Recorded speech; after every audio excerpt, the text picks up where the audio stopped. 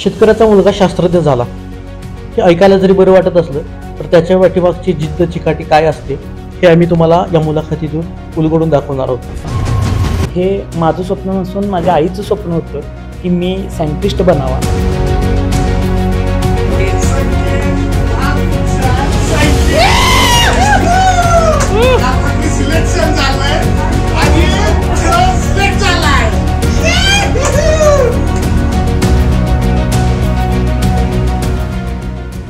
आठ महिने जवळजवळ त्यानं स्वतःला त्या घरामध्ये त्यानं स्वतःला कोंडून घेतलेलं होतं. तुम्ही संघर्ष बघितलाय त्याचा तो संघर्ष जिथं आम्हाला समोर आला.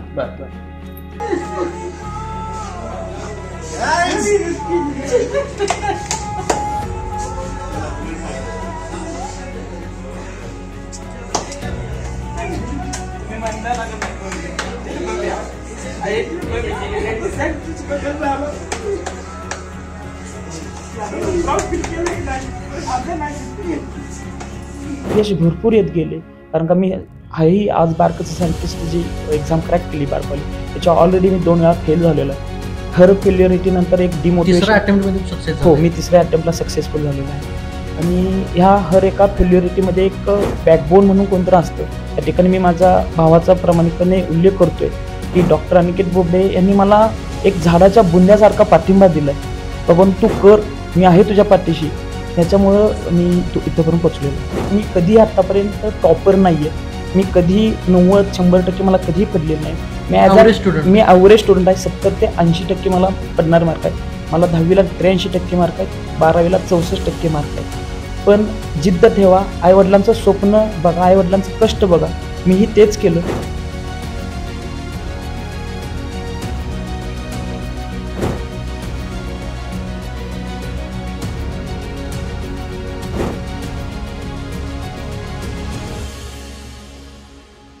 नमस्कार, मी संकेत पाटील. आपण पाहताय वज्रधारी न्यूज.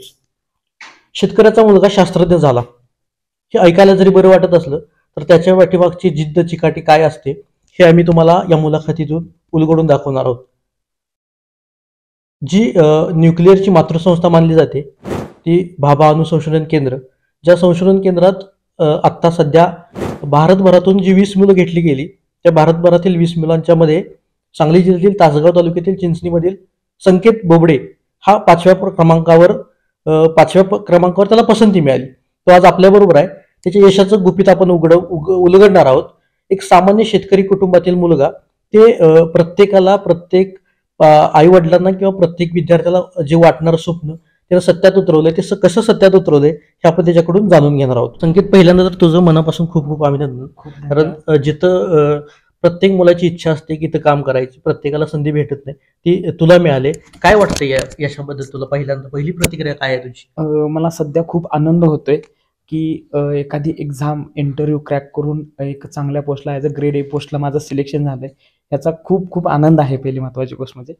आणि माझ्यापेक्षा माझ्या आईवडिलांचे पण खूप धन्यवाद करतो की ते कालवीत माझ्यासोबत आहे. यस.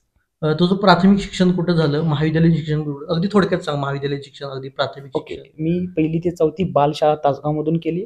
5वी ते 10वी भारती विद्या मंदिर तासगावमधून. 11वी-12वी मी HGM कॉलेज कराडमधून केलं.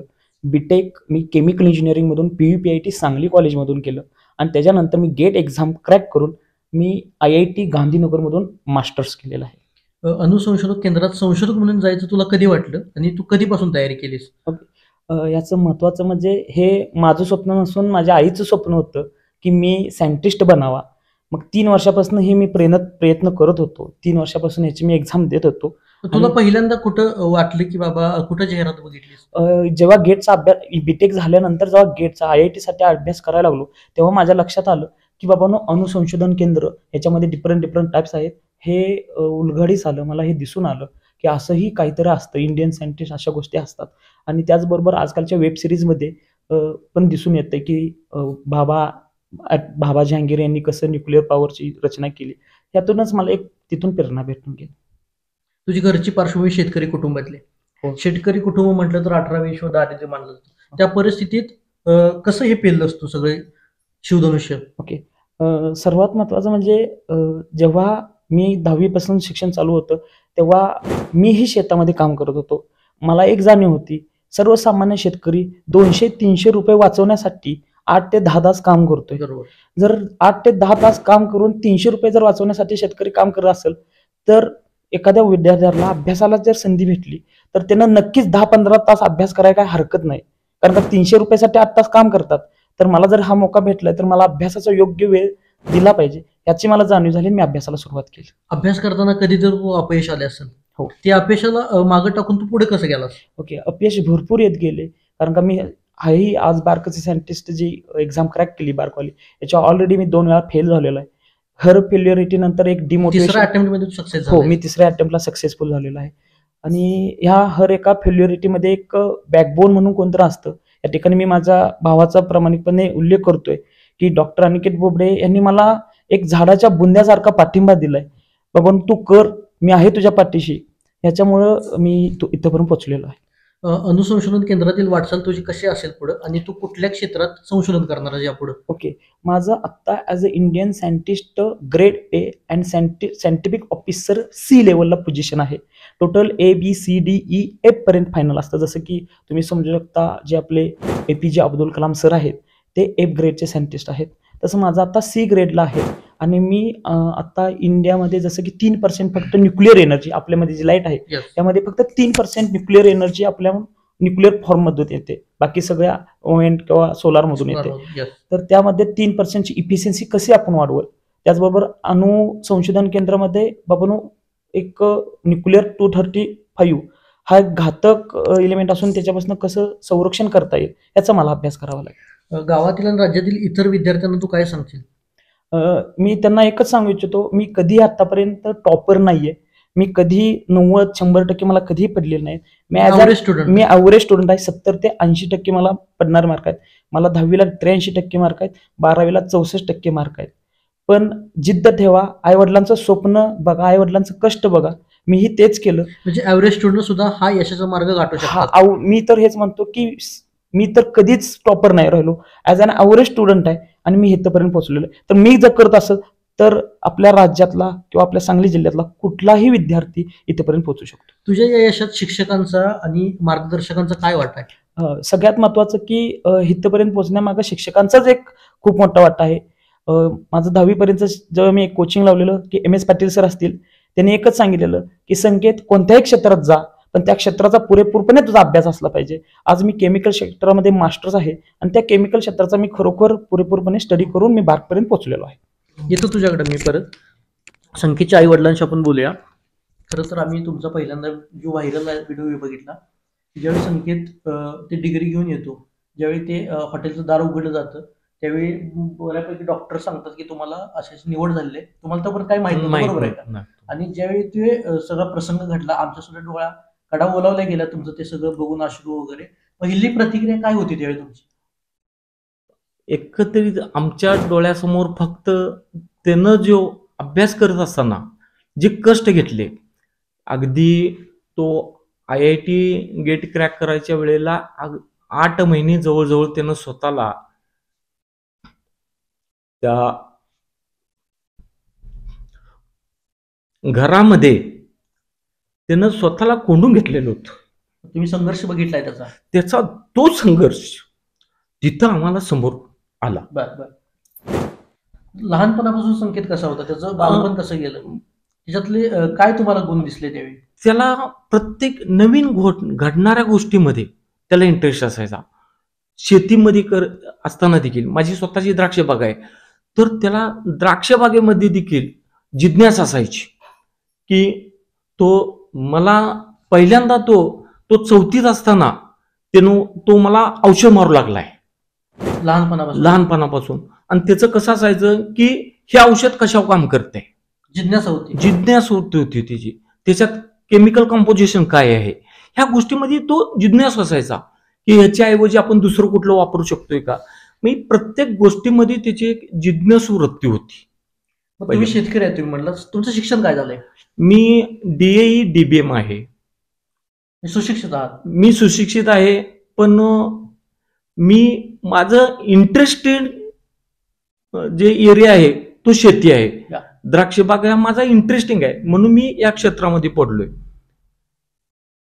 अशा पद्धतीनं आहे. तुम्ही स्वतः शेतकरी आहात, पण त्याचं शिक्षण करताना पैसा लागला असेल किंवा आणि काय असेल त्यावेळी कसं केलं, सगळं मॅनेज कसं केलं? कारण शेतकऱ्याला एवढं नाही. सोपं नसतं सगळं करणं. शेतकऱ्याला हे सोपं नसतंय हे खरं आहे, पण नियोजन ह्या गोष्टीवर माझा जास्त भर होता.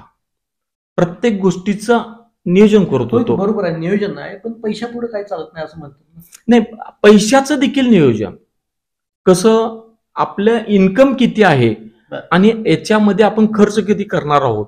इतकंच काय, आम्ही आमच्या द्राक्ष बागेच्या प्रत्येक झाडावरती आपला होणारा खर्च किती आणि त्या झाडापासून मिळणारा आपल्याला इन्कम किती, तुमचं सूक्ष्म निरीक्षण होतं. इतपत आम्ही दोघं जण, मी पती पत्नी दोघं जण त्याच्यावरती अभ्यास करत होतो की प्रत्येक गोष्टीवरती ह्या झाडापासून आपल्याला इन्कम किती आहे आणि याच्यावरती आपण खर्च किती करतोय आणि मायक्रो बॅलेन्सिंग इतपत आम्ही काम केलेलं आहे. संकेतच्या आईकडे जाऊया. संकेत आता बोलता बोलता म्हटला की ही माझी इच्छा नसून माझ्या आईची इच्छा होती. आज मुलाने इच्छा पूर्ण केली, काय वाटतंय? खूप आनंद वाटतोय त्याच्याबद्दल. बर, खूप आनंद वाटतोय. कधी काय संकेतला आरडाओरडा केला होता कधी शिक्षणासाठी नाही. किंवा कशासाठी? नाही, तो खूप शांत होता. कधी पहिल्यापासूनच नाही? कधीही करावा लागला नाही. तो जो मी जसं सांगेल त्याप्रमाणे तो ऐकायचा, त्याप्रमाणे तो करायचा आणि प्रत्येक ठिकाणी मला कामाला सहभागी माझ्याबरोबर असायचा. तो प्रत्येक कामात तो सहभागी माझ्याबरोबर. शेतकऱ्याचं बोलतो काही करू शकतो असे मन होती, पण त्याला नक्कीच. सत्यात उतरले. अगदी. नक्कीच 7 वर्षापासून तो माझ्यासोबत सर्व कष्ट करत होता. बागेतील कामं वगैरे आता सगळी, अंकितचे पप्पा नक्कीच. म्हणतात असं. सगळी कामं करत होता तो. तुमच्या मुलाच्या यशामागं नेमकी कोणती प्रेरणा होती आणि तुम्ही इतर पालकांना काय सांगू इच्छिता? मी इतर पालकांना एक सांगू इच्छितो की तुम्ही मुलांच्यासाठी किमान दिवसातला 1 तास वेळ द्या. बरोबर आहे. हा, 1 तास वेळ द्या की ते त्यांचं नक्कीच पुढचं भवितव्य घडू शकेल. 1 तास, पण दिवसातला 1 तास मुलांच्यासाठी म्हणून द्या. दिवसातील 1 तास मुलांनी 1 तास पालकांनी मुलांसाठी दिला पालकाने पाहिजे. दिलाच पाहिजे. संकेतचा जो मोठा भाव आहे तो MS आहे. अनिकेत, काय वाटते नेमकं हे यशाबद्दल तुला? की आता तोच म्हटला की बॅकबोन माझा भाऊ आहे, या यशाबद्दल तुला काय वाटतंय? यशाबद्दल हे सांगेन की खरंच हे यश त्यानं नावाजण्याजोगं मिळवलंय. सगळ्यांच्याच मनास अभिमानानं उंचावलं त्यानं. दुसरी गोष्ट, तो जरी लहान भाऊ असला, जसं त्याच्यासाठी मी बॅकबोन होतो तसं माझ्यासाठीही तो बॅकबोन होता. म्हणजे माझ्या पडता काळ असेल किंवा मला जिथं गरज पडेल तिथं तो कधीच लहान राहिला नाही माझ्यासाठी. मी ज्याप्रमाणे जेवढं त्याच्यासाठी उभा राहिलो तेवढाच तो माझ्यासाठी नेहमी दोघांनी राहिला. एकामेकाला सपोर्टिव्ह भूमिका घेतलेली आहे. सपोर्टिव्ह भूमिका घेतलेली आहे. एक आई वडिलांचं हे होतं, काही हो तुम्ही एकत्र असाल तर तुमचं हे आहे, तुम्ही नेहमी एकत्र राहा, तुम्हाला काही कमी पडणार नाही. तुझं वय किती आहे अनिकेत? माझं वय 27 आहे आता. आणि संकेत तुझं? माझं 25 वर्ष आहे. एकाचं 25 वय आणि एका 27 आहे. 27 वर्षाचा जो मुलगा आहे तो MS आहे आणि 25 वर्षाचा मुलगा आहे तो भाभा अणुसंशोधन केंद्रात क्लास 1 पोस्टला. हे सगळ्यात मोठं गमक आहे की या कुटुंबाचं, बोबडे कुटुंबाचं असेल किंवा यांच्यामुळं अखंड चिंचणी गावाला सुद्धा समृद्धता लाभलेली आहे. शेवटचे 2 प्रश्न संकेत. सध्या आपण यंग जनरेशन बघतोय, सगळे MPSC असेल, UPSC असेल किंवा पोलीस भरती किंवा तलाठी असेल याच्या मागे धावतायत, पण अजूनही लोकांना काही कुठल्या पोस्ट आहेत की अजून माहित नाहीत लोकांना. आपल्या पोरांच्याकडे किंवा आपल्या ग्रामीण भागातील मुलांच्याकडे तेवढं पोटेन्शियल आहे, पण त्या पोस्ट माहीत नसल्यामुळे तिथपर्यंत जाऊ शकतात. त्याबद्दल काय सांगशील? महत्वाची गोष्ट म्हणजे जेव्हा मला इंजिनिअरिंगला किंवा माझ्या मोठ्या भावाला मेडिकलला ऍडमिशन घ्यायचं होतं, त्याच्या मागंही आम्हाला म्हणजे सर्वसामान्य शेतकरी कुटुंबातला असल्यामुळे त्याची ना नीट ना जे ह्या एक्झाम बद्दल जास्त माहित नव्हतं. तेव्हा अग्रणी ग्रुप ऑफ इंडस्ट्रीजचे मालक जे सर्व रोहन दादा, त्यांनी आम्हाला एज्युकेशनसाठी हर स्टेपला आम्हाला त्यांनी पुढे पाऊल घालून आमच्या दोघांचं एज्युकेशन स्टार्टिंग त्यांनी केलं. त्याच्यानंतर समजत गेलं की इंजिनिअरिंग नंतर ह्या बाकीच्या फाट्या असू शकतात. त्याच्यानंतर मी एकच सांगतो की MPSC म्हणा, UPSC म्हणा, हे सोडून अजून खूप साऱ्या ज्या क्लास 1 अधिकारी पोस्ट आहेत, जसं की तुम्ही DRDO सायंटिस्ट पण आहात, इस्रो सायंटिस्ट आहे, आता बार्क आहेत. ह्या सोडून सुद्धा PSU नावाचा एक सेक्टर असतो, त्यामध्ये गव्हर्नमेंटच्या निअरकुल 80% त्यांचे शेअर्स असतात. त्याही गव्हर्नमेंटच्या एक्झाम्स आहेत, त्यामध्येही सुद्धा चांगली पोस्ट आहे. जसं की HPCL असेल, BPCL असेल, ONGC असेल, ह्या सुद्धा लोकांनी त्या दृष्टिकोनातून ओळखलं पाहिजे. लोकांना ते माहित नाही. हा, जे मोस्ट ऑफ लोकांना माहित नाहीये. मोस्ट ऑफ लोकांना माहित नाही याच्या मागचं कारण असं की त्याचं कॉम्पिटिशन टफ आहे, त्यामुळे लोकांना माहित माहित. नाही. पण नक्कीच थोडीशी मेहनत, मी तर म्हणतो की इंजिनिअरिंग असणाऱ्या सर्व माझ्या मित्रांना मी एकच सांगू इच्छितो की प्रायव्हेट जॉब हा जॉब आहे, त्याचबरोबर तुम्ही मेहनत करत राहा. नक्कीच ह्या PSU सेक्टरमध्ये येणं खरंच खूप गरजेचं आहे. गव्हर्नमेंटमध्ये जॉब असणं खरंच चांगली गोष्ट आहे. आता शेवटचा प्रश्न, चिंचणी गावाला संकेतमुळे एक वेगळी ओळख निर्माण झाली का? हो सर, झाली. मग महत्वाचे म्हणजे याच्या मागचं असं आहे की चिंचणी अगोदरपासूनच एक इतिहास दाखवणारी चिंचणी आहे. जसं की नाथपंथामध्ये असणारे आमचे सद्गुरू महादेवनाथ महाराज असतील, त्याचबरोबर चिंचणी हा सांगली जिल्ह्यामध्ये एक राजकारणी दृष्टिकोनातनं खरोखर नाव पुढे असणारा माझं गाव आहे. त्याचबरोबर चिंचणी हे एक शाही सम्राट शाहिरांसाठी एक उच्च नाव दर्जवलेलं एक चिंचणी गाव आहे. आणि तोच वारसा तुम्ही जर पाहिला तर चिंचणीमध्ये वेगवेगळ्या क्षेत्रामध्ये चिंचणीतील लोक पुढे आहात, म्हणून ते राजकारणापासून ते इथपर्यंत. तर त्यातलाच मी एक प्यादा तुम्ही म्हणू शकताय की मी आज एक इंडियन सायंटिस्ट म्हणून चिंचणीतून एक प्यादा पुढे आलेला आहे. आणि भविष्यातही असे अनेक प्यादे बाबून वेगवेगळ्या क्षेत्रात तुम्हाला दिसून येतील. नक्कीच. आता आपण पाहिलं की संकेतनं बोलता बोलता सांगितलं की मी कधीही टॉपर नव्हतो, ॲव्हरेज स्टुडंट होता. त्यामुळं जरी काय कुणाला न्यूनगंड असेल की बाबा मला 60% पडतात किंवा 70% पडतात, मी कसा जाऊ तिथपर्यंत, तर ते आता तेच सांगितलं यशाचं गमक की फक्त 60% किंवा 70% म्हणून मी टॉपर नाही म्हणून मागं न बसता मेहनत आणि जिद्दीच्या जोरावर नक्कीच आपण यश प्राप्त करू शकतो. आणि त्याच्याबरोबर त्यांना हे देखील सांगितलं की ही इच्छा माझी नसून माझ्या आईची इच्छा होती आणि ती मी पूर्ण केलेली आहे.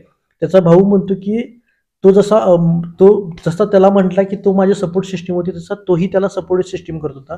एकमेकांना सपोर्टिव्ह होते. घरची फॅमिली असेल त्यांना कायम एक बांधता आली आणि त्यामुळे खरं तर हे यश त्यांना प्राप्त झालंय. तुमचं खरंच खूप खूप धन्यवाद की वेळात वेळ काढून दिला. आत्ता संध्याकाळचे 11:15 वाजतायत. सकाळ तो 6 वाजता आलाय काय ते, बरोबर आहे का? हो, मी सकाळी 6 वाजता पुण्यातून हां, आता 6-6:30ला काय तर तो चिंचणीत पोहोचला होता. त्यानंतर मग शुभेंच्या वर्षाव असेल किंवा माणसं येणं जाणे असतील, त्यात 11:15ला आपण ही मुलाखत घेतोय आज. खरंच तुम्ही एवढा वेळात वेळ दिला त्याबद्दल पुन्हा एकदा मनस्ते धन्यवाद. संकेत बोबडे हा माझा अगदी लहानपणीपासूनचा विद्यार्थी आहे. अगदी 5वीपासून आमच्या मॅडमकडं आणि त्यानंतर माझ्याकडं. तर त्याच्याकडं काही गट्स होते. तो अगदी काय ॲव्हरेज विद्यार्थीच होता, इतका काही टॉपर नव्हता. पण जे काही करेल ते मन लावून करायचं त्याच्या डोक्यात होतं. आणि म्हणून मी त्यावेळेस त्याला सांगायचं, तू काहीतरी एक चांगला होऊ शकतोस, देशासाठी काहीतरी तू करणारा होऊ शकतोस. आणि त्यानं आज हे करून दाखवलं. अगदी मी असेल, आमचे गाव असेल, हे अगदी त्याच्याबद्दल प्राऊड व्यक्त करतात. इतकं चांगलं काम त्याने केलं आहे आणि त्याच्यासारखा आदर्श घेऊन इतर विद्यार्थ्यांनी सुद्धा करू शकतात. आणि त्यासाठी त्याला माझ्याकडून शुभेच्छा.